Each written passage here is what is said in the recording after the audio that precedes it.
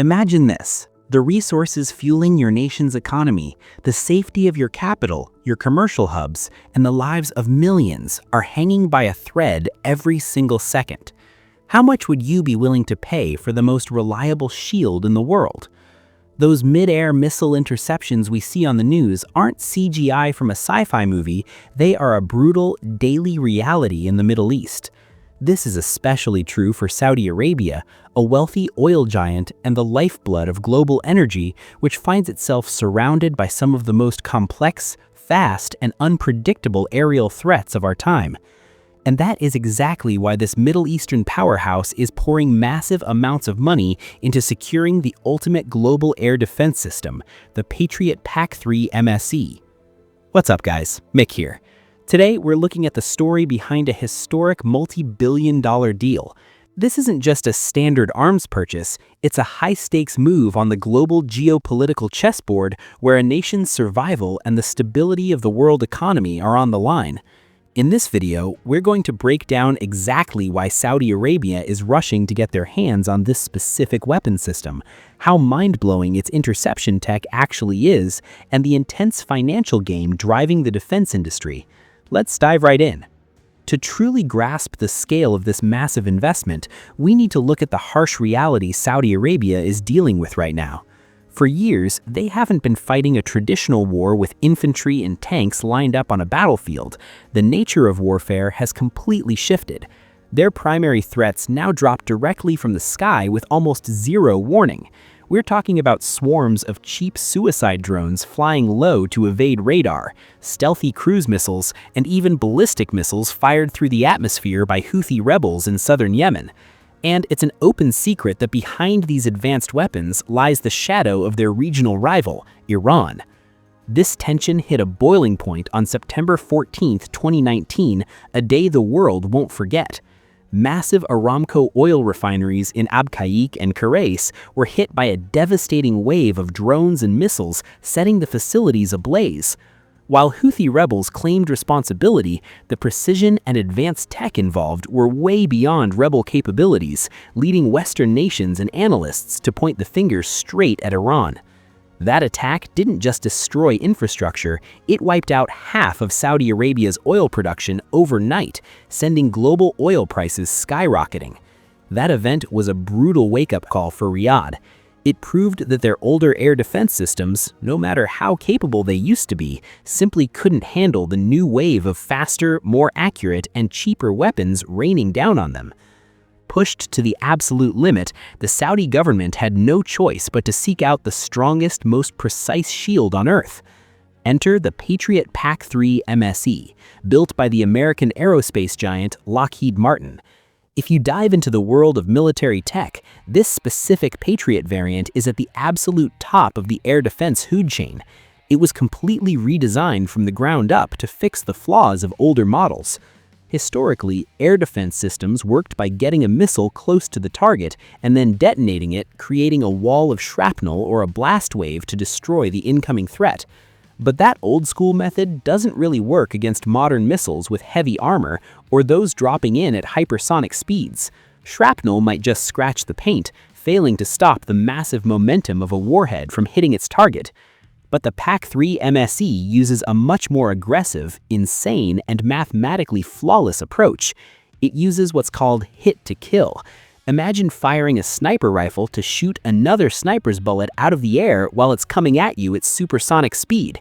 Sounds impossible, right? But that's exactly what the PAC-3 MSE does in real combat.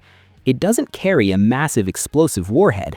Instead, it relies entirely on kinetic energy, using its sheer speed and mass to slam directly into the target mid-air. The energy from that collision at thousands of miles per hour vaporizes the target into dust, leaving no warhead to crash down and cause damage below. To pull this off, the missile features an incredibly precise active seeker radar in its nose and a propulsion system that reacts at lightning speed in the final fractions of a second before impact. The secret behind this extreme agility is the upgraded dual-pulse solid rocket motor. Think of it like a runner getting a second wind. It can ignite a second time to provide a massive thrust boost in the final stretch, allowing the missile to fly further and much higher than the standard PAC-3. Add to that its attitude control motors, tiny thrusters all around the missile, and large aerodynamic fins, and you have a missile that literally can pull hairpin turns or flip mid-air to chase down a target trying to evade it. This isn't just a fire-and-forget rocket. It's a smart assassin built specifically to hunt down aerial threats at every stage of flight. To give you a clearer picture, I've put together a breakdown of the PAC-3 MSE's key technical specs, along with the latest global market pricing in USD, so you can see the sheer financial scale of this global deal. Let's take a look at this table together. Looking at these specs, the first thing that jumps out is the hit-to-kill tech I just mentioned. Literally steel smashing into steel to neutralize any threat. And the speed? It accelerates to Mach 4 or Mach 5. The enemy barely has time to blink. But what really makes you swallow hard are those bottom two lines. The cost of a single missile sits right around $4 to $5 million. Let me repeat that. That is the price tag every single time someone presses the launch button. And the real shocker is the latest deal approved by the US government on January 30th, 2026. Saudi Arabia went all in, ordering 730 missiles in one go, complete with full support systems, ringing up a massive bill of roughly $9 billion. Every time a commander decides to launch just one interceptor, that's over $4 million of taxpayer or oil money vanishing into the sky in a split second. It's a staggering amount of money, leading many analysts to ask, is it really worth it for Saudi Arabia to dump this much cash into single-use weapons? This brings us to the core concept of what military strategists call asymmetric warfare. Picture the reality of today's battlefield. Rebel groups can assemble GPS-guided suicide drones using black market parts for just $100,000 or maybe $1 million at most, and launch them in swarms to cripple a nation's infrastructure. In response, Saudi Arabia has to fire back with ultra-high-tech missiles costing over $4 million each just to swat down those cheap drones. Looking at that math, the defending side is taking a massive financial loss, right? But in the world of national risk management, the break-even point isn't calculated by comparing the cost of the bullet to the cost of the drone. It's measured by the value of what that system is protecting. If a cheap drone slips through and strikes a massive crude oil depot, an oil refinery, or a desalination plant, the very lifeblood of the country, the direct economic damage, the disrupted supply chains, the loss of foreign investor confidence, and the shock to global oil prices could easily exceed tens of billions of dollars, or even cripple the nation's economy long-term. So paying $4 million a pop to prevent a multi-billion-dollar catastrophe is viewed by leaders and strategists as a premium insurance policy that they absolutely have to pay, no questions asked. But guys, the most ironic part of this historic deal is that even though Saudi Arabia is ready to write a $9 billion check today, they don't have a single new PAC-3 MSE missile sitting in their backyard yet. Why? Because the U.S. Foreign Arms Sales Mechanism, known as FMS or Foreign Military Sales, isn't like walking into a supermarket and buying off the shelf. That approval in late January 2026 was just getting the green light from the State Department. Now it has to get through Congress and go through a lengthy contract signing process with Lockheed Martin. And the biggest hurdle is the production bottleneck.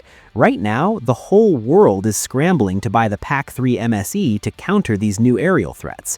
Lockheed Martin's production lines are currently capping out at a few hundred missiles a year, and they are pushing hard to scale up to meet this insane demand.